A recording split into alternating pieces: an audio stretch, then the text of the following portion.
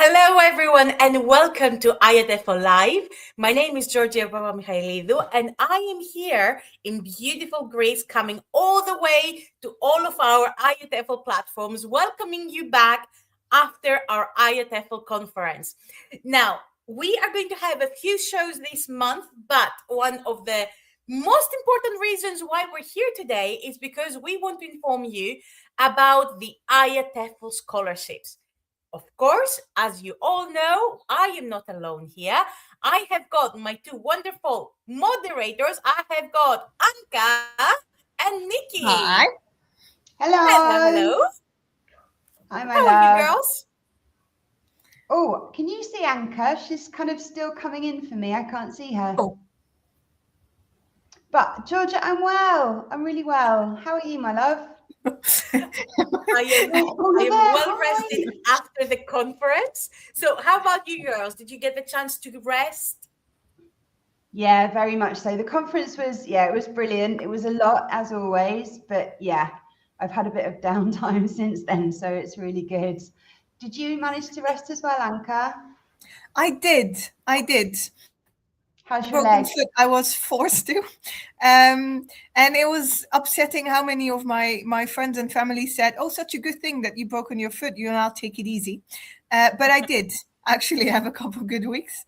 And that's good because, stuck on the couch, but so many good books, so many good things, so many good information, a program to browse through and look back on. Inspiring. Yeah. I'd almost say I'd advise, not saying you should break your leg at conference, but very inspiring to really have that time afterwards to, be inspired. Which is Absolutely. great. And I hope that when you say break your leg at a conference, you only mean it metaphorically, please. As in good luck. Yeah, don't do what I did for sure. Absolutely. I must say that after the conference, what I enjoyed seeing on social media was all of the posts that people were posting about reflections, about different sessions that they've been to. And it was like reliving the conference again. It was incredible. It is. I also loved this year more than previous years. I was connected on social media. Either with the hashtags as well as with, following more people that also attend the conference. And I loved seeing how many people turned it into a long vacation. So it wasn't just like, we'll have that week and we'll just talk education and we'll be overworked teachers together. But I saw all these posts about people traveling to the country either the week before or after, or some turning it into a Europe thing and quickly popping across the pond and checking out France or Belgium or the Netherlands. I was like, that is really cool. It's a great opportunity. Absolutely. It is. Yes. And now, of course, for us here at the Digital Committee, the conference is never over because, and girls, can I say the secret? Yeah. Which one? Go on, Georgia. We have so many. We have so many. Well, yeah. We do have a lot of secrets as the team of different projects that are happening throughout the year. But the secret is that we, as a digital committee, we are non-stop because we have already started planning for the Themes Conference. This is going to be announced soon on our social media platforms, and we are going to tell you all about it in the coming months. So please watch this space. Of course, here, we are not just the digital committee coming to you to reflect on anything that's about the conference, but more importantly, we are here to inform you about the IATEFL scholarships for Birmingham 2027. So, girls, think would be the right person to tell us more about the scholarships? Well, there is one person there's only one I would person. always go to with any question about anything really life related. Like the face of good taste and good decisions and who knows everything. I'd agree with that. Wait, are you talking about me? No. No comment. I've been told that kids now do this, by the way. Nikki, you're showing your age. This is, but we're doing this now. Oh, excellent. Oh, right, like the emoji. Am I doing it right? No, but after doing all that Gen Z stuff at conference, I went back to my students at university and I shared some of that, and they informed me that I am indeed old. And old people do hearts like this because they do it like either like, I don't know, this or like this. Like this. Yeah, but you know, the moment we start doing things that Gen Z do, we are cringe. So they will stop doing it. We can't do that. We can't do that. No. No, they'll stop doing it. So that means we should do this. Oh. I'm not sure if that works with all like classroom class, that you just do it and then they'll stop doing it. But it's worth a try for some. True, but going back to the IATEFL scholarships. Yes. Yes, there's just one person, Georgia. There's just one person. That one person that inspires love from all generations. Exactly. This person does inspire love because every time in the conference, we chase her to find her, but she's such a busy person, always smiling, always arranging everything, and always being available all the time. So, of course, we are talking about the absolute amazing Laura Creed. Hello, Laura. Hello. I won't be able to fit my head out the door. Thank you very much. Laura, thank you very much for joining us. I'm going to disappear and leave you in the hands of the girls who will be asking you questions about you so that people from home can get to know you, and also about the IATEFL scholarships. So I'll see you all soon. Bye, Georgia. Hi, Laura. You're Hello. looking amazing as usual. I absolutely adore your top. Thank you. Just fabulous. Laura, for anyone that hasn't met you at the conference or doesn't know you yet, what's your involvement with IATEFL? How did you get into all of this, and what do you do? So I am, my official title, Conference Planning Officer. So I arrange quite a few things in the conference. So if you get your tea and coffee in the exhibition, I put it there. The scholarships, what we'll be talking about today. The stewards, they all had the lovely red gilets on this year. That was me arranging them as well. And then all the things behind the scenes, like insurance, boring details, how many chairs are in the room and what way they should be facing, all that. Oh my goodness. Wow. Okay. How long have you been doing that for? It's been a while, no? Yeah, it'll be 5 years in November. So this is my 5th conference. Okay. Belfast was the first. What's been your favourite venue so far? I did like Edinburgh last time, but I really love the Brighton Centre. I really love Brighton, and it was such a good conference this time. It was the best one I've done. The team that work at the Brighton Centre, they're all really great, really good to work with. And I just think it went really smoothly this year. It was great. You saw what? Compared to those two, have you seen the Birmingham? Oh, the new one. Say that again. Have we seen what? The Birmingham one, the new conference, the upcoming one. Yep. How does it compare to Brighton and Edinburgh? I'd say it's a nice, happy medium. It's not quite as flash as Edinburgh with all the bells and whistles, but it is very fancy. And there's, as you enter the centre, it's sort of like a shopping mall. So there's restaurants and cafes and that kind of thing at the bottom, which is very handy for your lunches. But then obviously you go up the escalators, and then it's like a big glass ceiling, loads of light. Really cool. Yeah, so I've been there a couple of times on site visits. Fancy shopping mall, light. I to say more, we need to go.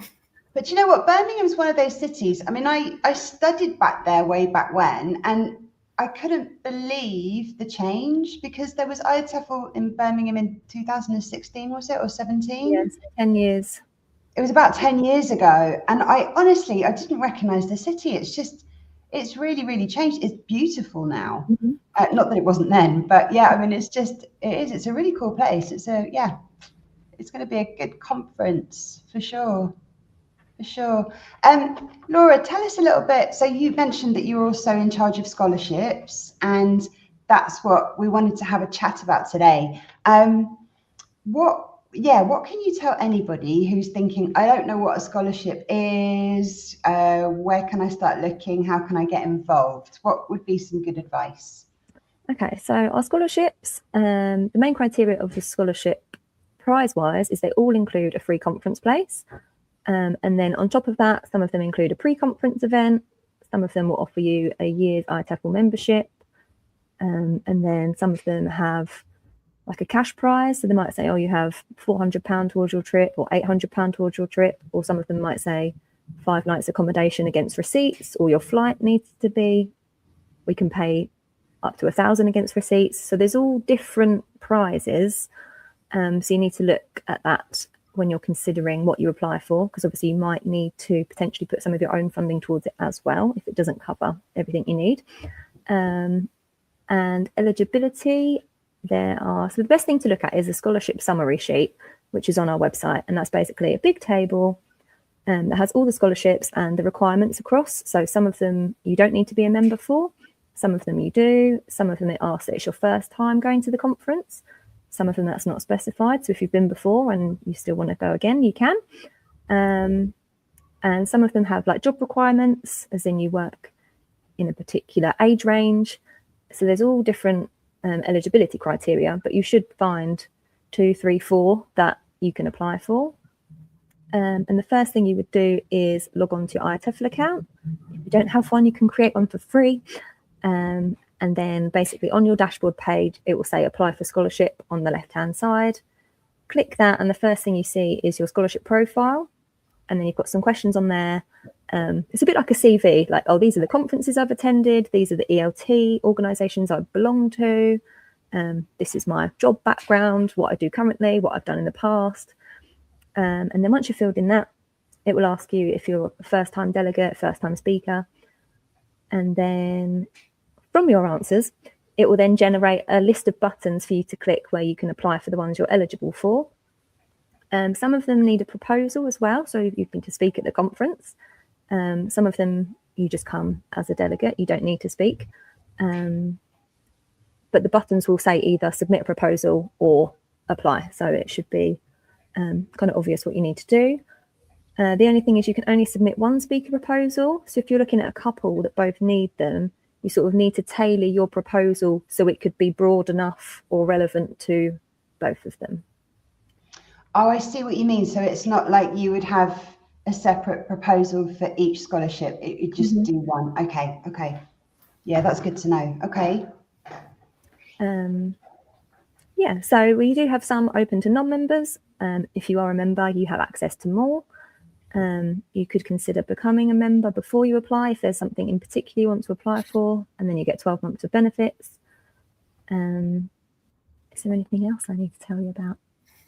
Particular countries, some of them specify to be from a particular area. These are normally ones, if the scholarship is in memory of someone, they might have worked in those particular areas, so it's like special to them. But it should, hopefully, my instructions should be clear on the website. But if not, you can reach me on conference@iatefl.org. Fantastic. Wow, so that sounds like there's a huge range of scholarships to choose from. So really, it can apply to a variety of people. That's fantastic. Mm-hmm. Can I ask a quick question though? I mean, I'm Dutch, so I'm known for like loving my money and not necessarily wanting to part with it. So I think everyone listening is also going to be interested in the idea of scholarship because it can add up. Even if you're in the UK, it can still add up cost-wise. So it's really, I think, quite a few, more than 20, I think, on offer. So it's not like I'll just keep my fingers crossed that I'll win something in the lottery, but I can actually get a scholarship. but what Yeah. do I have to do? Like, So- I'd love free money, but how much work does it entail? So I think we've got 24 on offer this year. So yeah, some of them, the criteria is quite broad. So you don't need to be a member, you don't need to be a first timer, sort of more open to a bigger range of people. Some of them are have a bit more criteria, but you could look to see if you match it. In terms of the application forms, so you've got the scholarship profile, like I said, is like the CV. And then the scholarship application itself, some of them ask for like a 500-word essay on what coming to the conference would mean to you and how you would take that back to your hometown and how you would, use what you've learned to influence your practices. Some of them are on a particular subject of, you need to submit an essay on this particular topic or do a proposal on this particular topic. So we want you to talk about how you've used this in your classroom. Or some of them it's you need to speak at the conference, but talk about what you like. We'd love to hear from you. So I think I would like to say it's quite a simple process. As an English teacher, whenever we get students to write about themselves, that's sort of what we say is the easiest assignment, right? It's not like they have to prove their intelligence on whatever topic. It's like, just talk about your experiences. That's quite doable. Yeah, it's doable. And some of the scholarships, if you look at the summary sheet or the text, it will say there'll be some requirements of what to do either at the conference or post-conference. They might your sponsor might like to interview while you're there perhaps, or when you're home to say how was it, or if they interview a few months later to say what have you taken away from that and how have you implemented this in the classroom or in your business. Or some of them at the conference they will say come to our pre-conference event, we'd like you to be there, or be a roving reporter because we want you to write an article for Voices when we get back. So yeah, it's important to see what you're signing up to, because some of them do ask you to do some things afterwards. And Laura, does every special interest group have a scholarship, or is it just certain ones?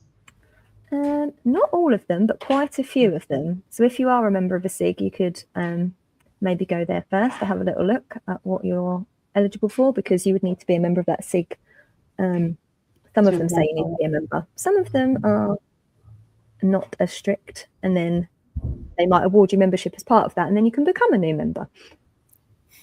So yeah, there's options. There are, aren't there? And that could be a nice place to start if you had a particular interest in, I don't know, business or technology or something like that. You can kind of have a look and see what the special interest group, if they're offering anything, and maybe apply for that as well if that suits your interest. When's the deadline? Is there one blank deadline, or are there different ones for the scholarships? No, so this is the scholarship deadline, including the proposal that is part of the scholarship, is Wednesday the 17th of June, 4 p.m. UK time.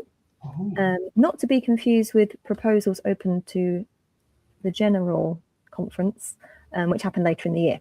But yeah, scholarship deadline, Wednesday 17th of June. And will people know the results of the scholarship before the deadline for proposals for the conference itself? Yes, so this is how we organise it. So if you were unsuccessful, you could then say, that's a shame, but actually I would like to speak at the conference. So the proposal I submitted with my scholarship application, could I take that forward, please? Because I'd still like to come, and I can fund myself, or maybe my employer might, or I can find sponsorship somewhere else. Yeah, that's great. That's great. Anka, is there anything else that we want to know? No, I mean, we've got 2 weeks to go to the conference for free. Yeah. Maybe I'm too Dutch, but I don't see No, what we need to know more. My favorite price as well. Go to the website, check out. But from what I understand, there's one for everyone. Whether you're a member or not, wherever you're from, there's going to be at least one chance with limited work that might get you to the conference for free. Like, sorry, but no questions. Where do I sign up? Love, yeah. But I think that's the thing, like people do win them every single year. So there's, it's pointless thinking, oh, it'll never be me. It totally will, but not unless you try it. So you've got to be in it to win it. So give it a go, I'd say, because there's every chance. Oh, yeah. Some of our winners have said, oh, I've applied 2, 3, 4 times before and not got it. So if you have applied before and been unsuccessful, do try again. Laura, I do have one question for you. One last question. You've met the winners, and we have met them as well. For example, this year at the conference, we had the chance to interview 2 of the scholarship winners from the BSIG, and it was so nice to speak to them and to get to know them better. So what is your experience with the winners? What is their experience of the conference? What feedback do you usually get? I'm very glad you asked, because I haven't spoken about this bit. So at the conference, very exciting. You get to meet me, the top prize. So when you get there, some of you may come to a PCE, so you might be there on the Monday. Others will come to the Tuesday, where we have our opening plenary. So massive auditorium, all very exciting, a lot of hustle and bustle. Everyone's excited to see each other. We reserve the front row seats for the winners. So they will sit there and meet myself and the scholarship committee.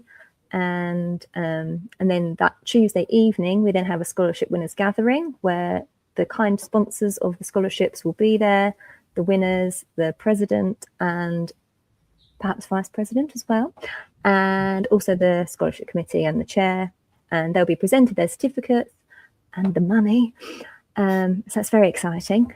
And we'll have a nice little drink, nice little mingling session, and then they sort of make connections with each other. I set up a WhatsApp group before we get there, so we're all like in touch and speaking beforehand and organising what we're going to do. Some sponsors also have dinners that they take them to, so you might have some other activities to do while you're there. But yeah, I'd like to say they're all very happy at the end, get good feedback that it was a positive experience for them. And accommodation wise, if you pick it through me, then they're all sort of in the same hotel, so then they might have breakfast together and walk into the conference together. It's just very heartwarming. Oh, that's so nice. It is. And I think because they usually get to meet all together, it's so nice to actually see the community that is being built as well around the scholarship winners. So it's a fantastic support system too. Oh, fantastic. Oh, Laura, thank you so much for joining us today and for sharing this information. Now, for more information about the conference and the IATEFL scholarships, don't forget the deadline is on the 17th. Exactly. So the deadline is on the 17th of June. So feel free to go to the iatefl.org website and to our conference website to find out more. And we will see you soon for more information about the scholarships and more to come from the digital committee. Excellent. So thank you very much, Laura. Thank you, Anka. Thank you, Nikki. And we will see you all soon online. Bye, everyone. Thank you. Bye. Yeah.